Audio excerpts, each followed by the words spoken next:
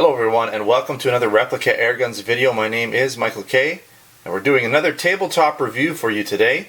But I will be cutting to some quick video of me shooting this gun, just doing a really quick chronograph and accuracy test with this. But this is not my official shooting or field test review. Now we're looking at the Umarex Walther P38 CO2 blowback BB pistol. Now this is a blowback, mostly metal constructed gun. It does have Walther licensing on it. It uses 12 gram CO2 cartridges and shoots 4.5mm steel BBs, so it's not an airsoft gun. It also has a removable 4.75 inch non-rifled smoothbore barrel.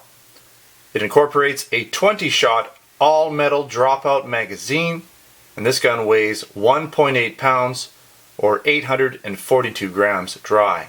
The Umarex Walther P38 shoots in single action only and has a claimed FPS of 400. Now this is a very realistic replica of a Walther P38, not just in terms of looks, but also in how all the working parts function. Now this gun is made in Taiwan for Umarex. The Umarex Walther P38 comes in a nice cardboard box.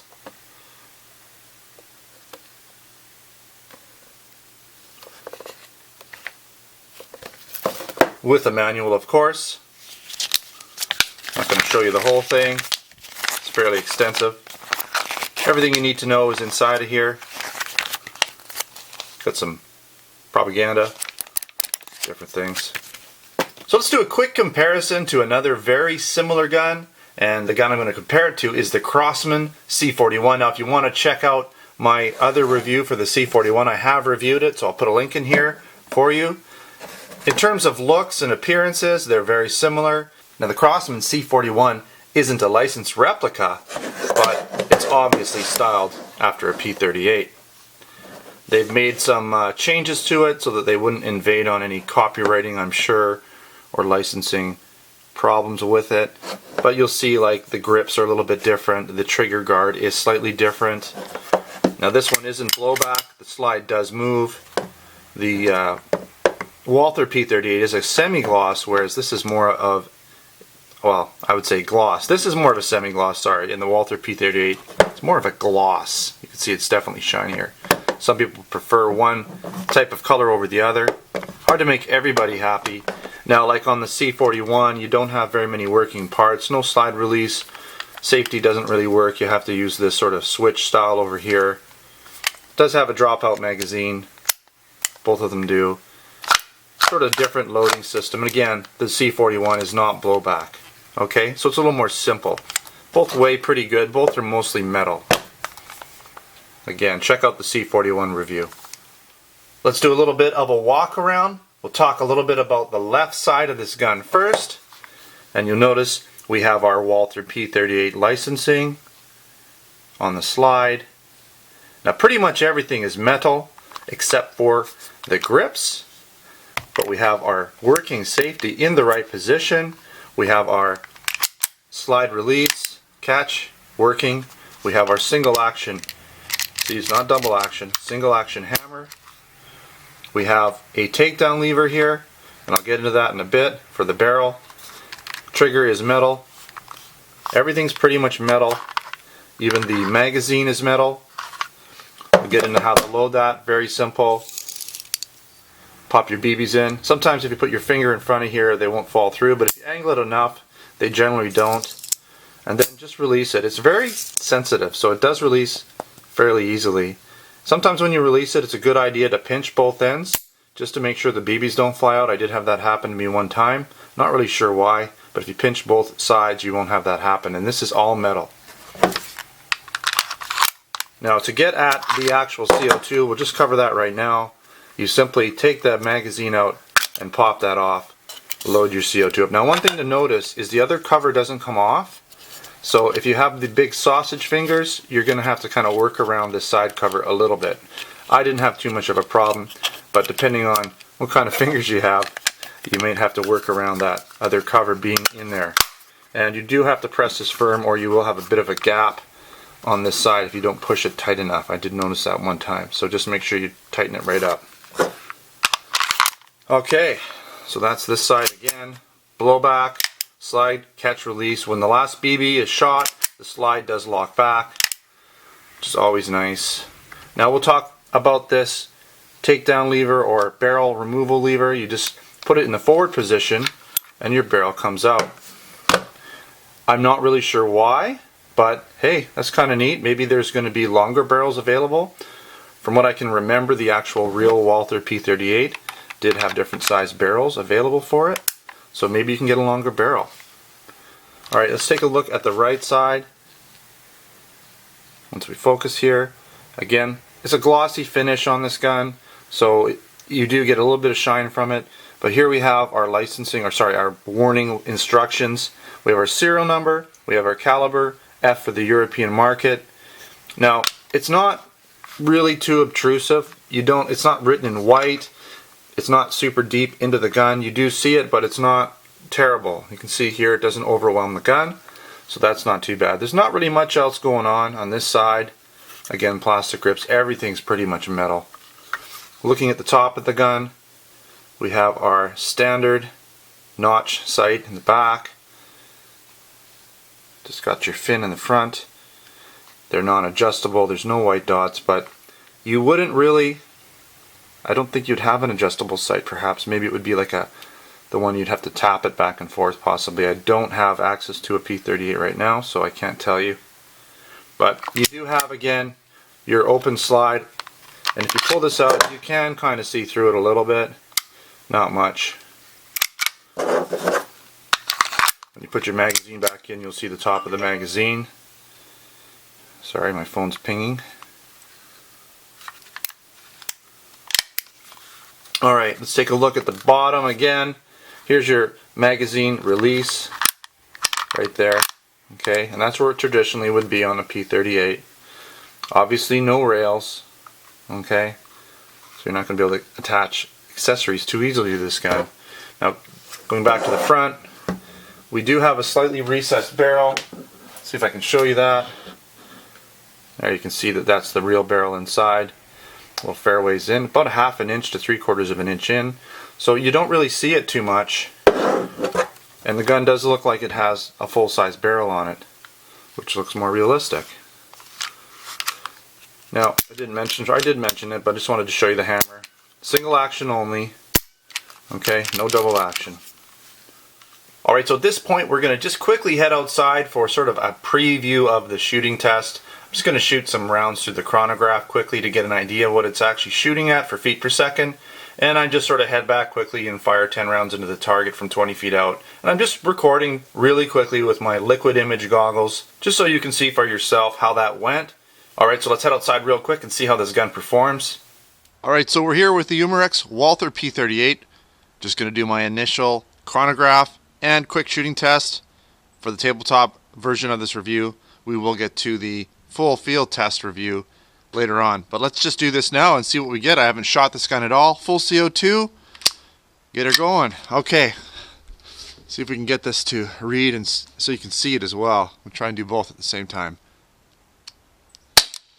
Shot 1. 368. 383.1. 379.6. Error. So we'll try, I'm just going to reset this. Sometimes it likes to be reset. Try it again.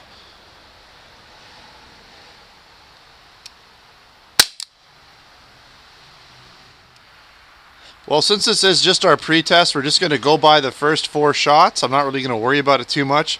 And we're going to head back now and do some target shooting and see what we get from 20 feet out in a semi-rested position. Alright, so we're ready to go.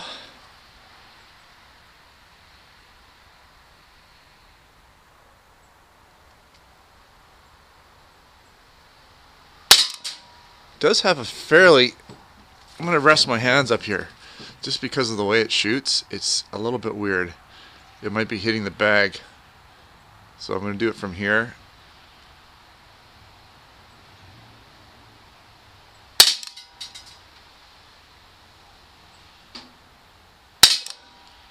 It does have a heavy trigger. think that's shot 4. Shot 5. 6. 7. 8. 9.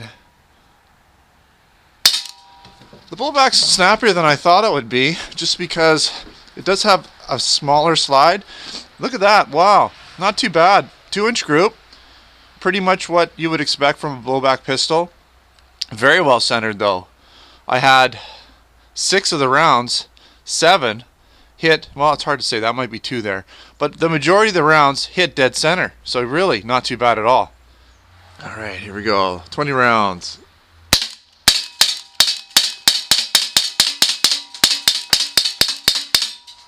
Slide locks back, as you can see.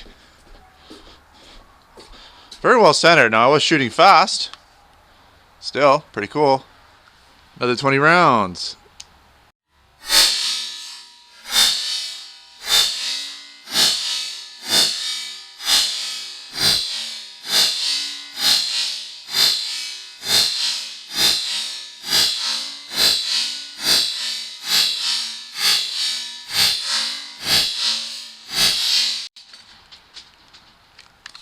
That might be it. Yeah, it didn't lock back that time, but anyways. That's the 3rd magazine, full magazine. Again, super well centered.